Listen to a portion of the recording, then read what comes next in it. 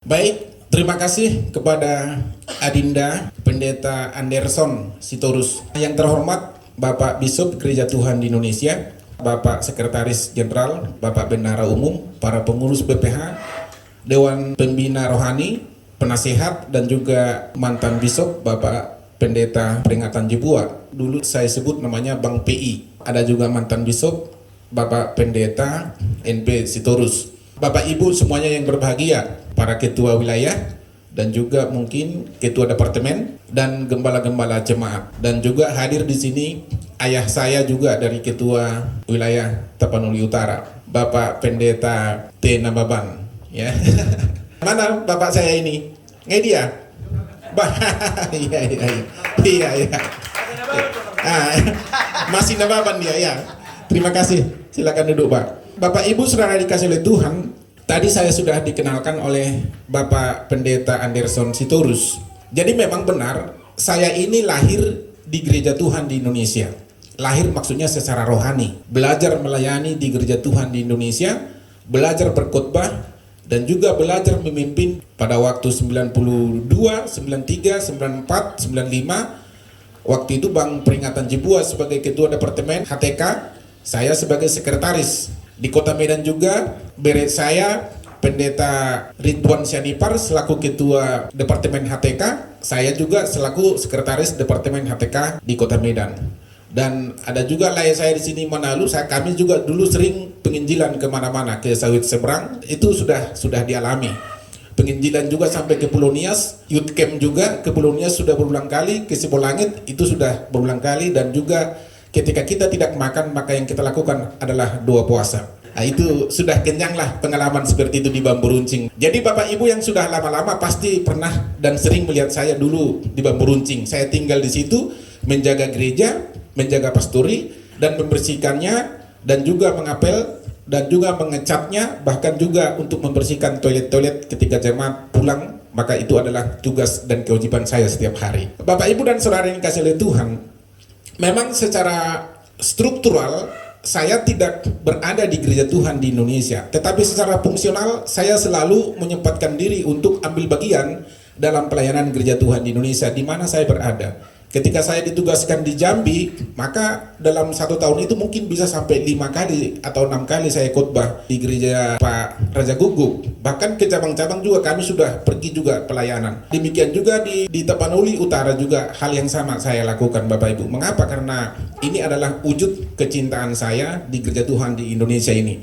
Bapak Ibu saudara dikasih oleh Tuhan, tadi sudah dikenalkan, saat ini saya sebagai Ketua Pengadilan Negeri pada Pengadilan Negeri Kota Pematang Siantar. Ini adalah anugerah, ini adalah berkat yang luar biasa yang Tuhan berikan bagi saya. Mengingat pada waktu zaman dulu, waktu zamannya Bang Peringatan Jebua sebagai ketua departemen HTK, dia bisa melihat saya. Saya sering datang ke kantornya untuk main-main. Sebenarnya main-main dalam tanda kutip sebenarnya adalah untuk mencari makan siang. Ya. Itu dia tahu itu telepon, Derman datang ke kantor main-main katanya. Saya sudah tahu bahwa main-main itu maksudnya makan siang, karena kantor saya di Jalan Listrik Medan, kantor dia dulu di Konsul Jenderal Amerika dan Konsul Jenderal India. Itu saya lakukan dan saya sering main ke sana, main dalam tanda kutip cari makan siang. Ya, karena di konsulat itu memang berasnya banyak, Pak Bishop, di sana banyak dan sangat enak, Pak. Ya itu Bapak Ibu saudara kasih Tuhan. Hari ini saya akan menyampaikan secara singkat tentang pemimpin dan rasa aman. Bapak Ibu, kalau tidak salah ini tema ini sudah pernah saya sampaikan waktu kita di Sibolangit, ya, di Sibolangit, tapi waktu itu saya sampaikan secara global. Tetapi ini lebih khusus lagi Bapak Ibu, pemimpin dan rasa aman. Bapak Ibu, setiap kita yang ada di tempat ini adalah pemimpin. Itu harus dicatat dulu. Setiap kita yang ada di tempat ini adalah pemimpin. Kalau Anda mungkin gembala sidang itu juga adalah pemimpin. Kalau Anda belum menggembalakan, minimal Anda memimpin istri dan anak-anak Anda. Ini perlu dicatat. Lalu apa pentingnya rasa aman bagi seorang pemimpin? Karena kalau seorang pemimpin tidak memiliki rasa aman, tidak memiliki keamanan di dalam dirinya, maka dia akan selalu gelisah. Dia akan selalu curiga. Dia akan selalu negative thinking. Dia tidak pernah maksimal dalam tugas, fungsi, dan pekerjaannya. Oleh karena itu saudara kasih Tuhan, kita mau bertanya, dan silahkan dijawablah dalam hati masing-masing. Saya mudah kecewa atas penilaian negatif atau masukan terhadap perilaku ataupun penampilan saya. Ketika Anda tampil, ketika Anda mengerjakan sesuatu, lalu orang lain menilai secara negatif, kurang menghargai Anda, apakah Anda kecewa? Maka orang berkata, percumanya aku capek-capek datang ke tempat itu. Masa gitu aja dia sama saya? Lauknya pun hanya telur ayam, itu pun ayam buras. Kenapa sih bisa dicari telur bebek? Berarti dia tidak menghargai saya. Ini Bapak Ibu, ini suatu tanda-tanda bahaya. Kemudian saya merasa tidak nyaman bila berada bersama-sama dengan orang yang lebih mampu atau lebih cakap dari saya. Misalnya ketika saya ada bersama dengan Bang Peringatan Jebua, dengan Bapak Sekjen ini yang jago bicara misalnya, karena dia terbiasa di PGI, lalu saya harus minder ketika dia duduk dengan saya. Maka ketika saya minder, ada sesuatu yang bermasalah di dalam diri saya. Kemudian, apakah saya kecewa bila tidak diberikan penghargaan atas pekerjaan saya? Atau apakah saya juga selalu khawatir saya akan selalu kehilangan posisi ataupun kedudukan saya? Bapak Ibu mungkin sebagai seorang gembala sidang, di tengah-tengah jemaat ada jemaat yang punya potensi yang luar biasa, bisa diberkhotbah, memiliki pengaruh yang luar biasa, dari aspek kekayaan juga dia luar biasa. Apakah Anda curiga kepada orang itu bahwa dia akan menggantikan posisimu sebagai gembala sidang, sehingga kamu tidak memberikan pekerjaan, tidak memberikan pelayanan jadwal kepadanya? Ini tanda-tanda Bapak Ibu bahwa di dalam diri kita ada sesuatu yang tidak beres. Bahkan di tengah-tengah organisasi pun, apakah bisop curiga kepada sekjen, apakah sekjen curiga kepada bendahara, kepada ketua departemen? Ini Bapak Ibu, ini perlu supaya ada keamanan di dalam diri kita. Ketika kita tampil, ketika kita melayani, semua berjalan enak. Saudara, Anda lah yang menjawab bagaimana hasilnya. Saya mau menyampaikan kehidupan Yusuf yang luar biasa. Di dalam Kejadian 37 sampai dengan Kejadian 50 itu panjang sekali, tidak mungkin saya bahas secara mendetail. Tetapi perlu Anda tahu bahwa Yusuf ini orang tumbuh dalam keluarga dengan anggota yang memiliki rasa tidak aman. Mengapa di dalam Kejadian 37 ayat 5 dikatakan, suatu kali bermimpilah Yusuf, lalu mimpinya itu diceritakannya kepada saudara-saudaranya, sebab itulah mereka lebih benci lagi kepadanya. Mengapa saudara-saudaranya benci kepada Yusuf? Yang pertama, Yusuf ini adalah seorang yang tampan atau seorang yang rupawan. Tentu jauh berbeda dengan saya. Muka saya ini, Bapak Ibu, adalah wajah yang berantakan. Antara gigi dengan mulut tidak simetris, Bapak Ibu. Terjadi penonjolan di bidang gigi dan keluar, sementara hidung penonjolan ke dalam, Bapak Ibu. Tetapi Yusuf ini berbeda dengan saya. Dia seorang yang ganteng dan rupawan. Kemudian yang kedua, Yusuf ini kesayangan orang tuanya. Mengapa? Karena Yusuf lahir ketika orang tuanya sudah tua, sehingga orang tuanya lebih mengasihi dia daripada saudara yang lain.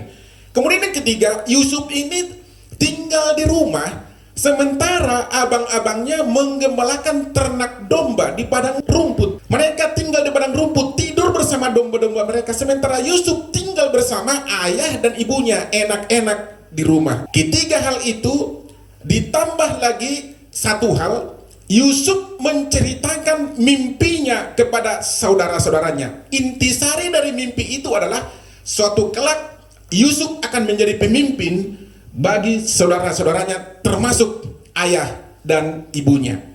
Saudara-saudaranya tidak menerima itu.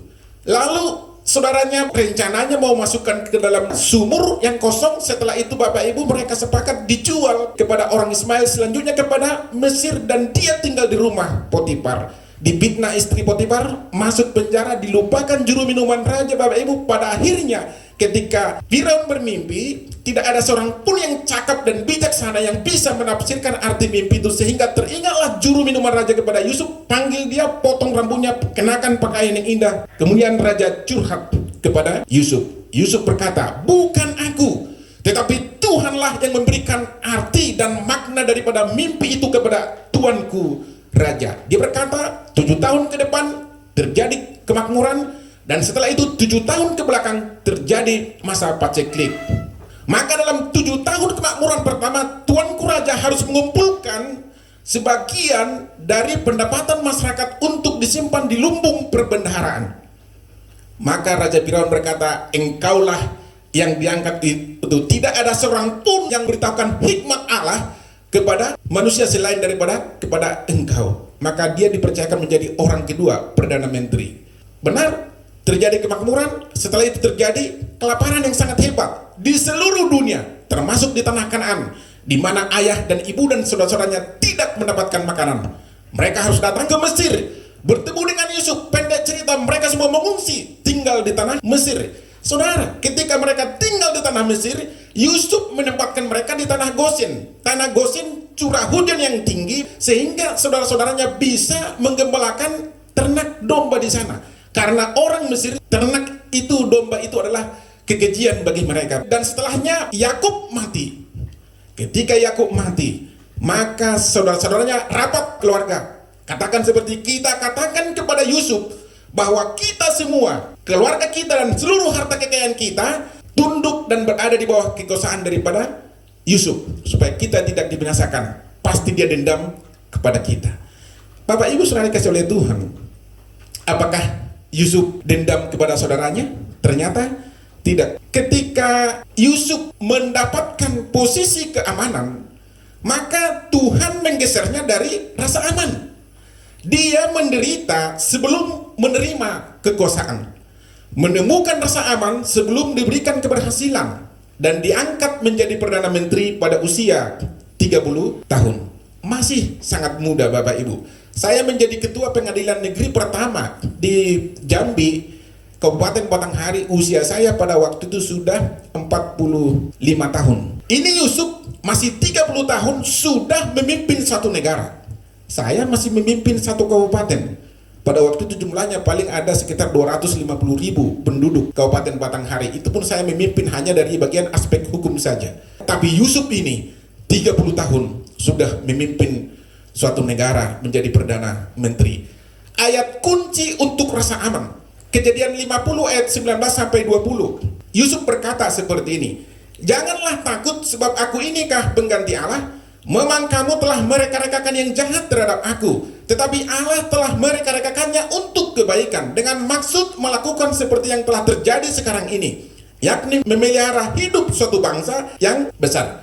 Saudara, kamu merencanakan yang jahat kepada aku, tetapi Tuhan mengubahkannya menjadi kebaikan. Itulah kunci mengapa Yusuf adalah seorang pribadi yang aman, tidak berpikir untuk memberikan balas dendam kepada saudaranya yang menjolimi dia.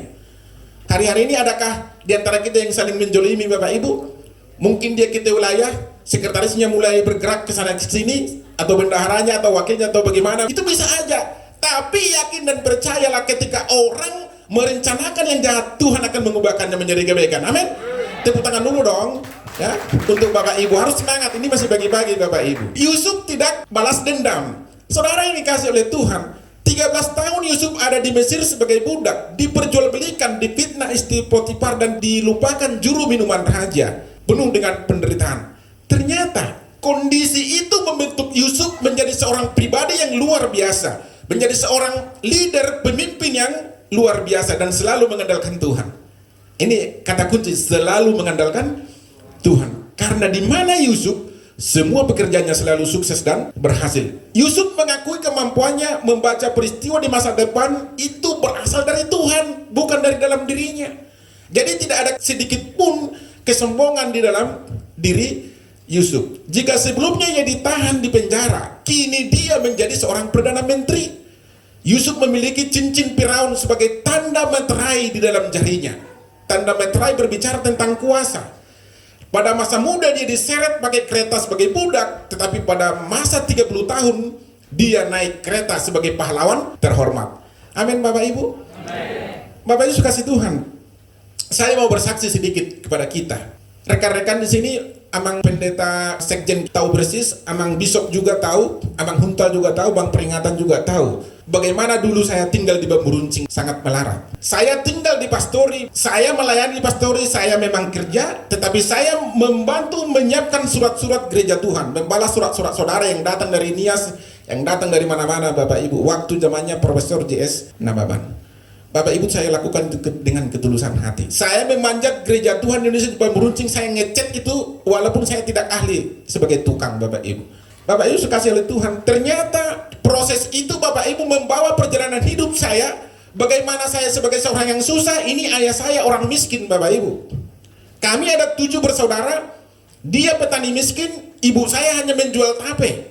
Bagaimana mungkin saya bisa menjadi ketua pengadilan? Itu di luar nalar, di luar masuk akal, Bapak Ibu.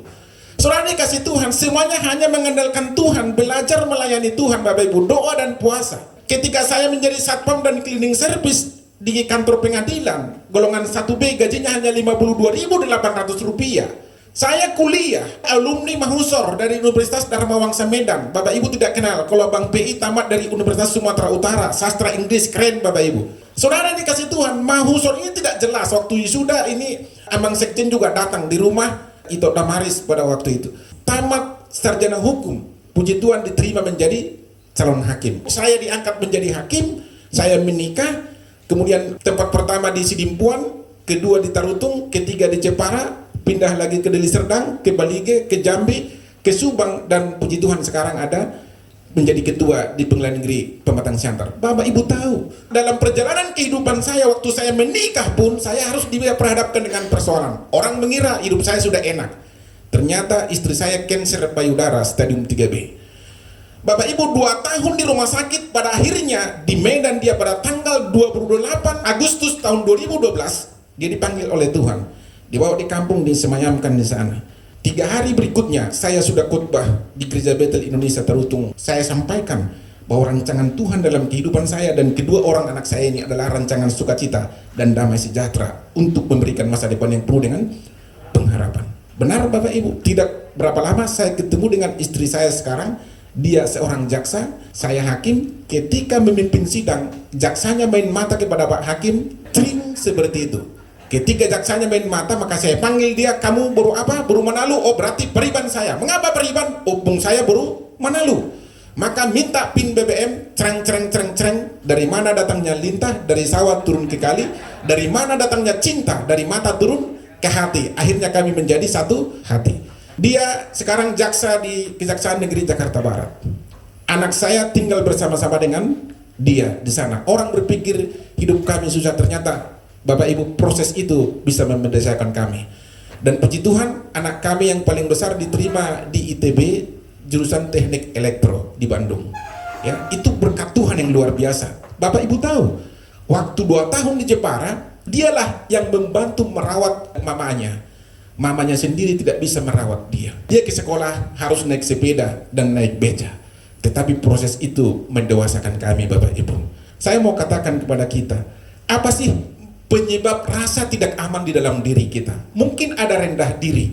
Saudara, engkau berasal dari kampung, mungkin dari Pulau Telo, mungkin dari Gide, dari Lelejasai, mungkin dari Tuhun Berua, dari Seborong-Borong, dari mana lagi, dari Pakak, mungkin dari Kota Cane, mungkin dari Sidikalang, mungkin dari Riau, engkau mungkin dari Badalaman, hidup di kebun-kebun.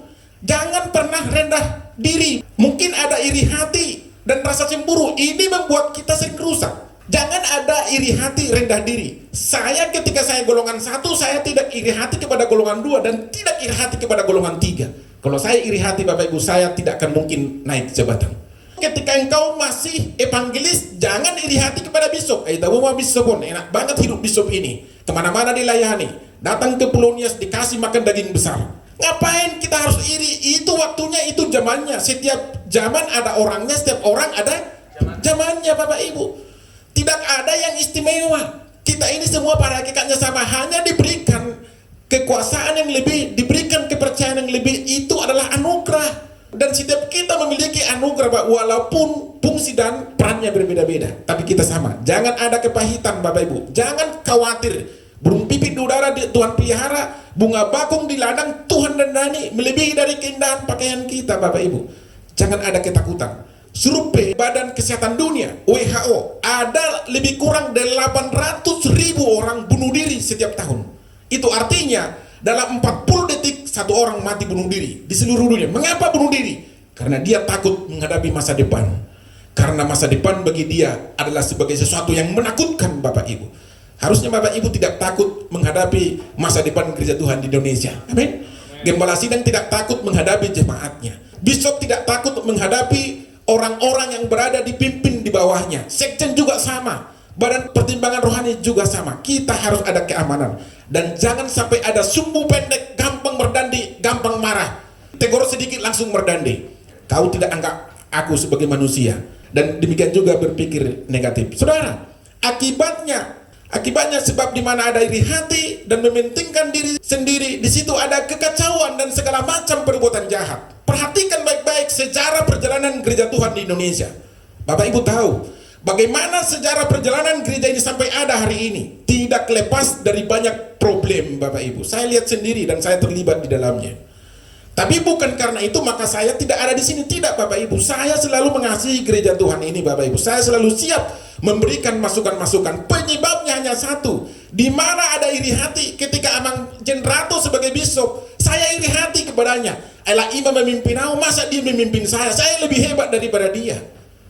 Bapak Ibu, hal seperti ini harus ditinggalkan. Dan kemudian mementingkan diri sendiri. Harusnya kita berpikir kepentingan bersama, bukan kepentingan pribadi. Saudara yang dikasih oleh Tuhan, rasa aman harus dibangun di atas kehendak Allah yang berdaulat. Sebab firman Tuhan dalam Roma 8 ayat 28, Allah turut bekerja dalam segala sesuatu untuk mendatangkan kebaikan bagi mereka yang mengasihi Dia, yaitu bagi mereka yang terpanggil sesuai dengan rencana Allah. Dalam segala sesuatu Allah turut bekerja. Ketika kehidupan kita sulit, disitulah Allah bekerja. Ketika kita tidak makan, disitulah Allah bekerja. Mengapa engkau masih bisa hidup hari ini? Berarti persoalanmu yang tidak makan itu tidak ada apa-apanya. Buktinya kita masih hidup kok. Amin, Bapak Ibu. Amin. Kemudian yang kedua, rasa aman harus dibangun di atas kasih Allah yang tidak bersyarat. Kasih Allah tidak bersyarat. Tuhan Yesus datang bukan karena kita baik, bukan karena kita cakap, bukan karena kita layak dikasihani. Justru sebaliknya, kita layak dihukum atas dosa dan perbuatan kita. Tetapi Dia datang mengambil rupa seorang hamba, menjadi sama dengan manusia, dalam keadaannya sebagai manusia. Dia taat sampai mati di kayu salib. Supaya apa? Setiap lutut bertelut dan setiap lidah mengaku bahwa Yesus adalah Tuhan. Amin. Bapak Ibu, berikan kemuliaan bagi Tuhan kita. Ya. Saudara, Bapak Ibu, ini kita harus ada di dalam diri kita. Kemudian Bapak Ibu saudara kasih Tuhan, rasa aman harus dibangun di atas hati yang bersih.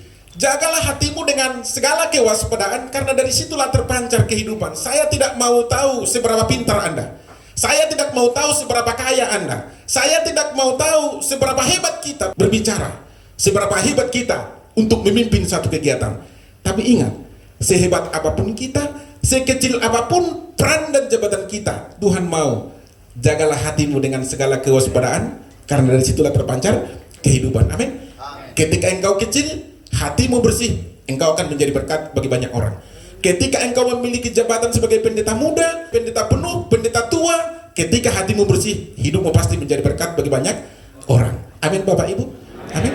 Jadi tidak ada, Bapak Ibu, yang sesuatu yang harus kita berebutkan di dalam situasi ini. Solusi, Bapak Ibu, ketika Anda berantem, ketika ada perbedaan pendapat antara bishop dengan sekjen, antara sekjen dengan bendahara, antara bishop dengan ketua-ketua wilayah, atau dengan kita semua, antara saya dengan istri saya, dengan anak saya, pertanyaannya, apakah saya cocok untuk dia? Bukan apakah dia cocok untuk saya. Karena kalau kita bertanya apakah dia cocok untuk saya, maka parameter yang kita pergunakan adalah parameter kita. Kita akan menghukum orang berdasarkan ukuran-ukuran kita. Dan ingat, berdasarkan ukuran itulah Tuhan akan menghakimi kita. Jadi supaya kita enak, apakah saya cocok untuk adik saya Anderson ini? Ketika itu saya tanyakan kepada diri saya, maka saya yang menyesuaikan diri kepadanya. Artinya saya memahami dia. Saudara yang dikasih oleh Tuhan, rasa aman juga harus dibangun di atas kuasa Roh Kudus. Kasih, sukacita, damai sejahtera, kesabaran, kemurahan, kebaikan, kesetiaan, dan kelemah lembutan. Jadi dangadong, tidak ada pendeta gereja Tuhan di Indonesia yang suka berbedai. Amin. Tidak ada yang suka berantem. Ya, itu dulu, sekarang tidak ada lagi. Amin. Kalau dulu memang siapa lebih kuat suaranya itu menang. Sekarang siapa yang banyak berkorban itu yang menang. Amin. Siapa yang banyak melayani itu yang menang. Sebab firman Tuhan berkata, yang terbesar di antara kamu adalah siapa yang menjadi hamba di antara kamu. Itu Bang Peringatan selalu mengatakan itu. Jadi kalau kami dulu youth HTK, siapa yang banyak melayani itu dikasih hadiah. Dan ternyata puji Tuhan saya sering dapat hadiah. Saya tidak cakap bicara pada waktu itu. Dia ada di sini. Saya tidak cakap berbicara, tapi saya cakap untuk melakukan hal-hal kecil. Amin Bapak Ibu.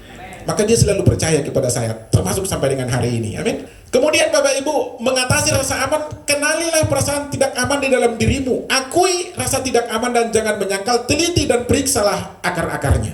Saudara, Edwin Cole berkata, ini penulis terlaris dari Amerika Serikat. Menjadi lelaki adalah soal kelahiran, tetapi menjadi pria sejati adalah soal pilihan. Bapak Ibu, menjadi pria sejati adalah soal pilihan, bukan masalah kelahiran. Banyak lelaki tetapi tidak menjadi pria sejati. Burangko Padita, alai pangalahora dak Padita. Kira-kira seperti itu. Banyak pendeta tetapi perangainya tidak sebagai pendeta, tapi di sini tidak ada. Itu di kampung kami di Seberang Borong. Amin.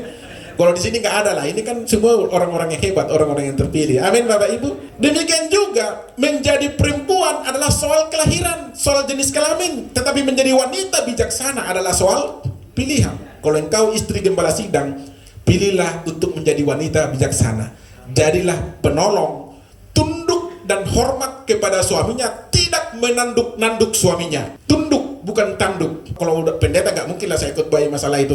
Ini salah, ini pendeta membantu pula khotbah pendeta pul katanya. Ya mohon izin Pak Bishop, saya tidak berkhotbah ya. Saya hanya share Bapak Ibu. Hidup kita ini adalah seperti batu apa? Kita memilih hidup kita ini batu pijakan atau menjadi batu sandungan. Kalau hidup kita batu pijakan, maka artinya kita siap dipijak. Kalau kita siap dipijak, artinya kita korban. Korban apa? Korban perasaan. Sakitnya hatiku sebenarnya yang kau buat, tetapi tidak apa-apalah karena kasih Tuhan lebih besar daripada itu, maka saya ampuni kau. Amin. Amin. Itu namanya batu pijakan. Kesek kaki siap dipijak Bapak Ibu, direndahkan tidak masalah. Yes, saya terlalu sering direndahkan di kantor pada waktu saya golongan 1 dan memang pegawai rendahan. Tapi saya katakan, saya bukanlah orang yang seperti engkau katakan itu. Tapi sekalipun engkau merendahkan saya, Tuhan akan mengangkat derajat hidup saya. Bapak Ibu, jangan takut atas sikap orang yang merendahkanmu. Sebab harga dirimu tidak ditentukan oleh orang. Harga dirimu ditentukan oleh Tuhan. Tuhan berkata, engkau adalah orang yang saya kasih. Dia menjaga kita bagaikan biji mata Tuhan. Sama dengan mata kita ini. Pasti kita jagai Bapak Ibu untuk tidak masuk debu, untuk tidak masuk binatang-binatang lain. Itu yang mau saya sampaikan kepada Anda hari ini. Sekali lagi mohon maaf saya tidak menggurui senior-senior saya di sini. Saya hanya berbagi. Kiranya doa dan harapan saya ke depan, gereja Tuhan ini akan sukses. Hindari pertentangan, hindari perbedaan pendapat. Kalaupun ada perbedaan pendapat, jangan bawa keluar organisasi. Jaga itu. Kalau ada perbedaan pendapat, selesaikanlah itu di meja makan. Saya juga selaku ketua pengadilan, hal itu saya lakukan. Saya memimpin juga dengan orang yang berbeda karakter, berbeda latar belakang Bapak Ibu. Ada perbedaan, selesaikanlah di meja makan. Jangan bawa keluar, itu menjadi isu, itu memalukan. Tetapi kita harus komit, kita harus satu untuk mengekspansi, untuk menyebarluaskan kerajaan Allah. Milikilah rasa aman, maka hidupmu akan maksimal menjadi berkat bagi banyak orang. Gereja Tuhan di Indonesia sukses, jaya, dan maju. Salam. Baik, kita beri aplaus lagi dulu buat hambanya, Bapak Pendeta Pembantu Derman Penababan, luar biasa. Perkenalkan diri juga Pak. Izinkan saya menyampaikan, nama saya Pendeta Sintong Stompul dari Jakarta. Semua itu udah benar, tapi ada sedikit yang menggerutu di dalam hati saya juga Pak. Karena di dalam namanya leadership atau kepemimpinan itu memang beda di dalam sekuler, spiritual atau rohani. Tetapi kita tadi berangkat, Pak Nababan tadi menyampaikan memang baik pendeta, baik siapapun sebenarnya menyampaikan di dalam kepemimpinan itu memang didasari awalnya startnya dari rumah tangga. Tapi ini yang saya lihat, sebagian ada yang saya lihat mungkin di dalam rumah tangga dia kurang harmonis, tetapi kepemimpinan di luar sukses, berhasil Pak. Bagaimana Pak Nababan dalam hal-hal seperti itu juga? Ya, terima kasih. Nama saya Pendeta Erwin Putar-Putar. Bahwa dalam kehidupan bahkan berorganisasi, bahkan dalam pelayanan pemimpin yang awalnya dia hidup dengan rasa aman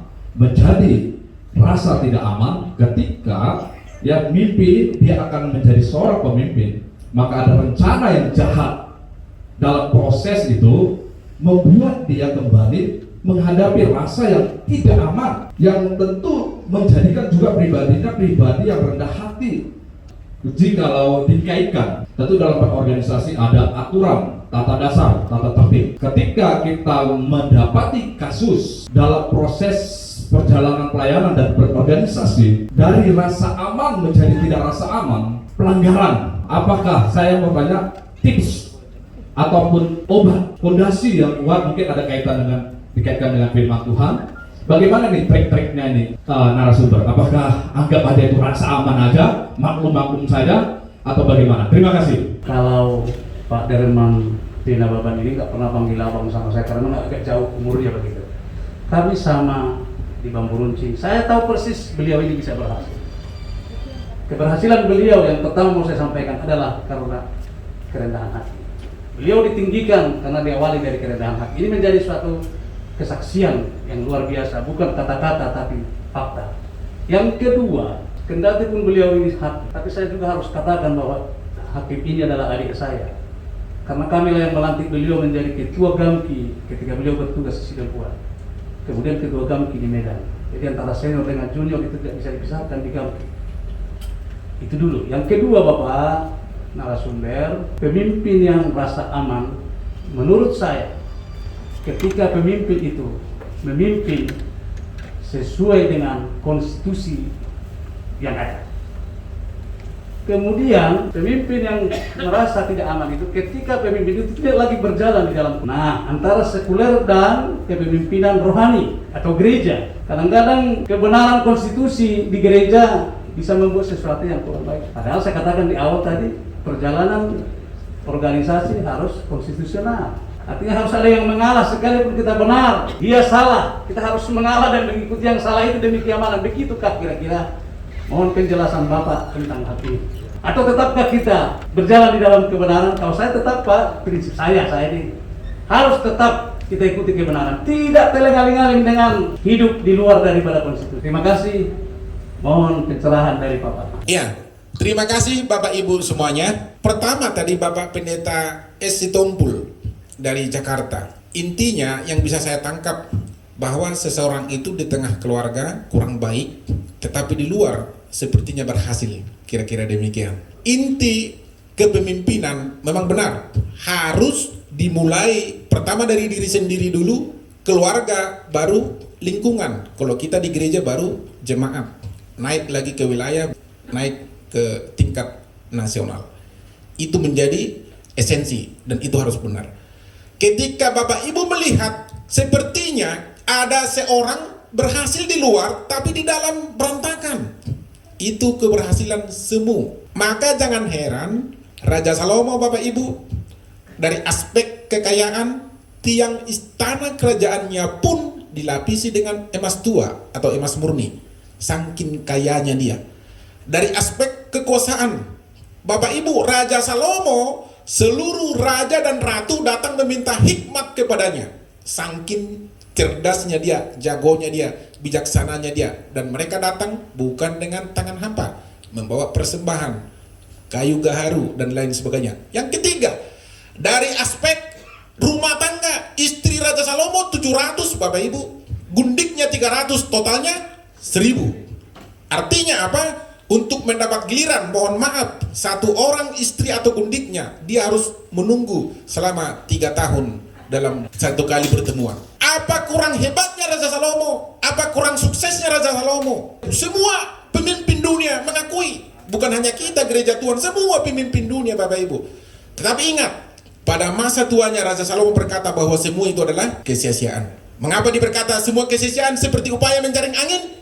Karena hatinya berpaling daripada Tuhan kepada istri-istrinya yang cantik, gundik-gundiknya yang cantik. Istrinya adalah putri kaum bangsawan, gundik-gundiknya adalah putri kaum bangsawan, dan itu diberikan Bapak Ibu secara gratis kepada dia supaya menjalin hubungan persahabatan dengan Raja Salomo.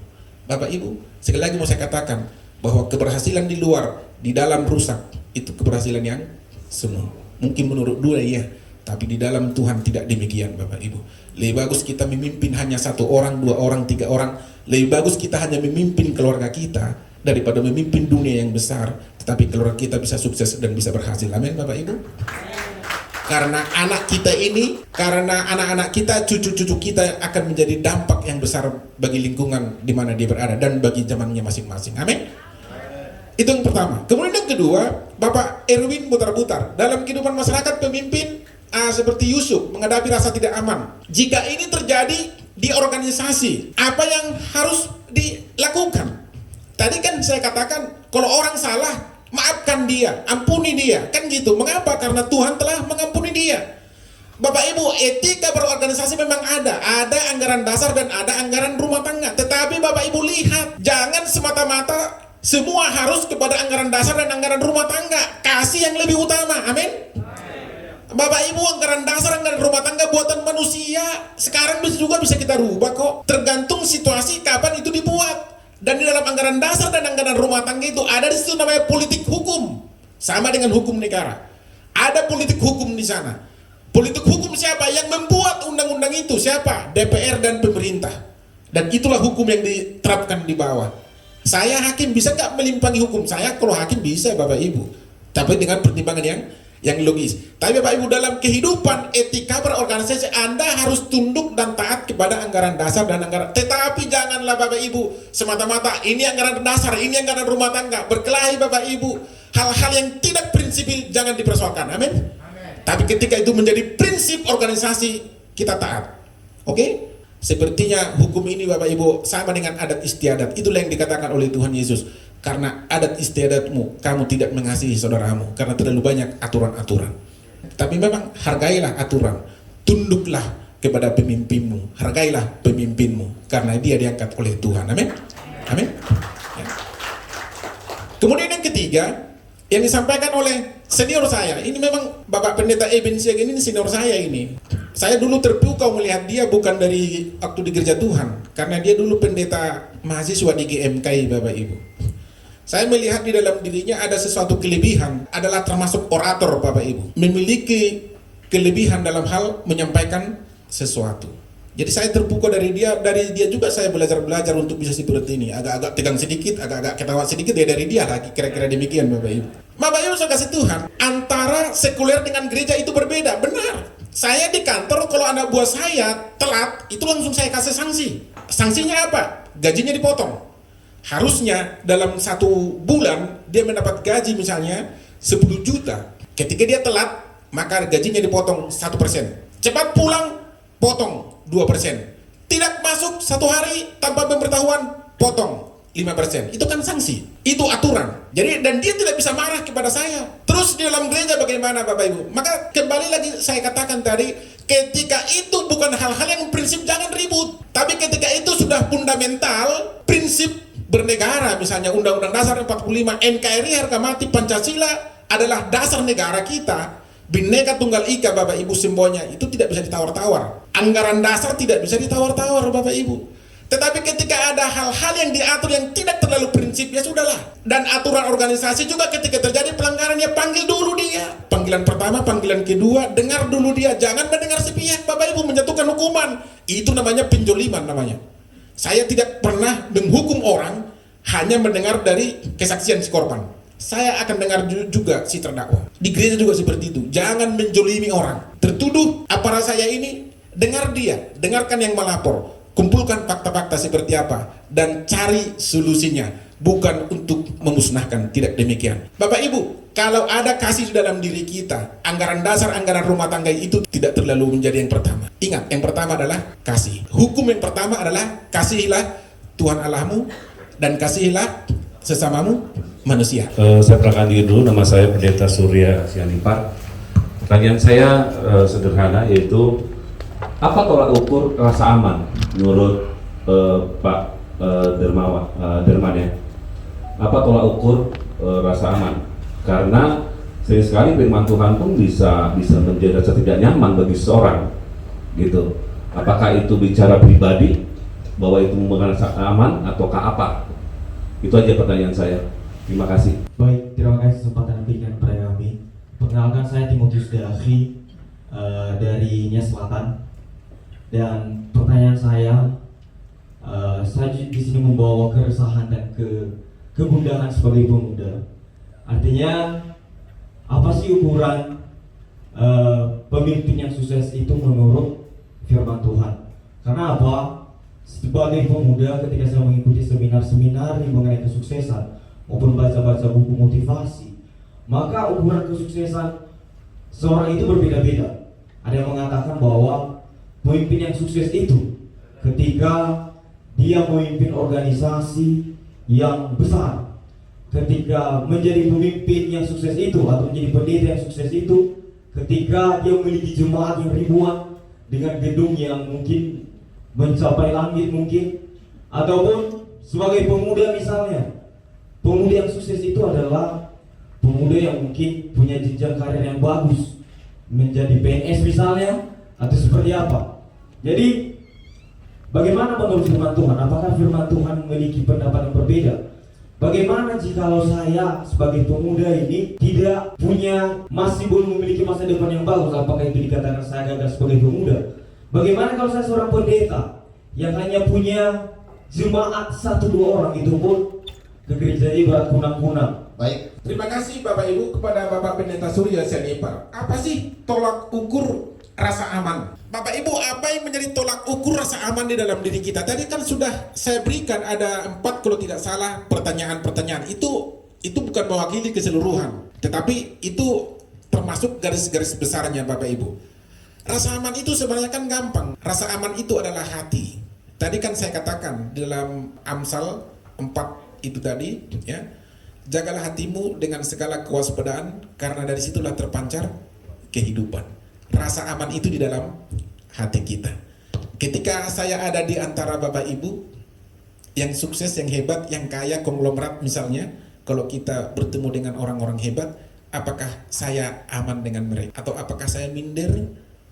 Kan begitu Bapak Ibu. Jadi itu persoalannya, jawabannya adalah itu, hati kita, ya. Jagalah hatimu dengan segala kewaspadaan, karena dari situlah terpancar kehidupan. Hati yang bersih akan mengalirkan kehidupan kepada orang lain. Orang mau hebat, orang mau sukses, orang mau kaya, kita tidak masalah. Kita bersyukur bahwa Tuhan memberkati dia. Itulah keamanan. Amin. Dan tidak berusaha membalas kesalahan orang lain. Kemudian yang kedua, Pak Timotius tadi dari Nias, apa sih ukuran kesuksesan? Bagi saya, kalau Anda bertanya apa sih ukuran kesuksesan menurut Pak Derman, ukuran kesuksesan itu hanya ketika Anda taat dengan proses. Amin. Kesuksesan itu bukan tujuan. Karena tidak ada orang kaya mengatakan dia sukses. Tidak ada pemimpin yang berkata dia sukses.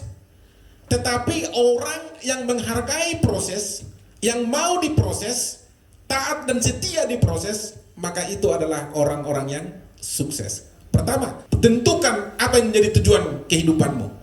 Tujuan apa yang menjadi visi misimu, visi misi organisasimu. Lalu ketika itu Anda telah tetapkan, berjalanlah untuk menggapai tujuan atau visi misi organisasimu. Anda tahu, gereja yang paling besar pun dia berkata selalu belum sukses. Padahal menurut kita mereka sudah hebat. Mengapa? Karena mereka hanya menjalani proses. Amin. Ketika jemaatmu hanya 10 dan engkau menjalani itu juga kesuksesan bagimu. Tidak ada ukuran berkata gereja yang jemaatnya 2 juta itu yang sukses, sementara yang hanya 500 tidak sukses. Tidak demikian. Kesuksesan, sekali lagi saya mau katakan, ketika hidupmu berdampak bagi orang, ketika hidupmu menjadi berkat bagi banyak orang, itulah kesuksesanmu. Amin. Jadi tidak ada parameter atau apa kesuksesan, hanya hargailah proses. Ketika Tuhan memproses kamu, hargai dia. Ketika Tuhan mengatakan mendaki gunung, persoalan, lakukanlah, jalanilah itu, jangan bersungut-sungut seperti orang-orang Israel di padang gurun. Demikian yang bisa saya sampaikan. Tetap semangat, Tuhan Yesus berkati. Salam.